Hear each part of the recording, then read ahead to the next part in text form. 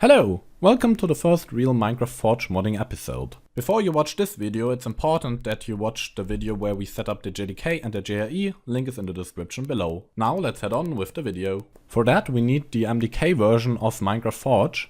You can get it under files.minecraftforge.net, link is in the description below. Click on 1.13.2 and download the latest version for now. In some months there should be a recommended version for Minecraft Forge 1.13.2, then you should download that, but for now only the latest version exists, so we need that. Just download the MDK version, click and you should get a zip folder. After you downloaded the zip folder, we need to copy all files in here, make a new folder, call it project for example, and insert all files here.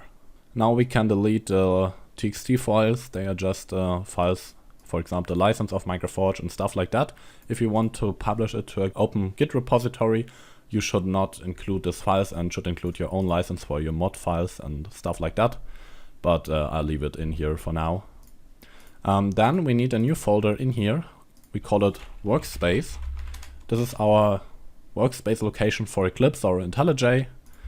And then we can open, for example I use Eclipse, we can open Eclipse and launch it from that workspace. If you use IntelliJ, you should launch it like that too. Okay, now we have our Eclipse workspace and we need to import a project. But before that, we need to go in the project folder and open the command prompt or the PowerShell. I use the PowerShell, just open that. And then we need to run a command, because that's a Gradle project and Gradle needs to do some stuff before we can launch Minecraft, for example. So type in /. If you use the command prompt, you don't need to do the // thing. Type in gradlew and then genEclipseRuns. If you use IntelliJ, you need to run genIntellijRuns. Okay, enter that and wait a minute or two.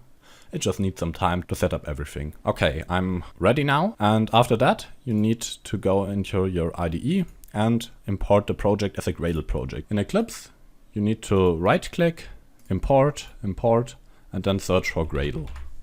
And then existing Gradle project. Okay, next. Here we need to select our project folder. In our case, we may copy this path here and paste it here. And that's our main project location.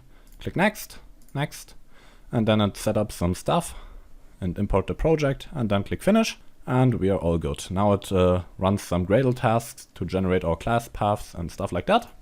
And now we have our Minecraft Forge project for developing Minecraft mods. We have our dependencies from Minecraft Forge to the launcher to some other dependencies to Minecraft dependencies, everything is here. Perfect. Now we can run Minecraft and test if everything is working. Okay, go here, go on launch, configurations, and choose run client. Just click run, and there we go. It is starting Minecraft. Perfect. This may take a while because it's dumping everything and it's using the debug logger level, which you should not use all the time because you don't find anything here. But for now, it's just set up like this. We will change that in further tutorials. But for now, thanks for watching. I'll see you in the next video.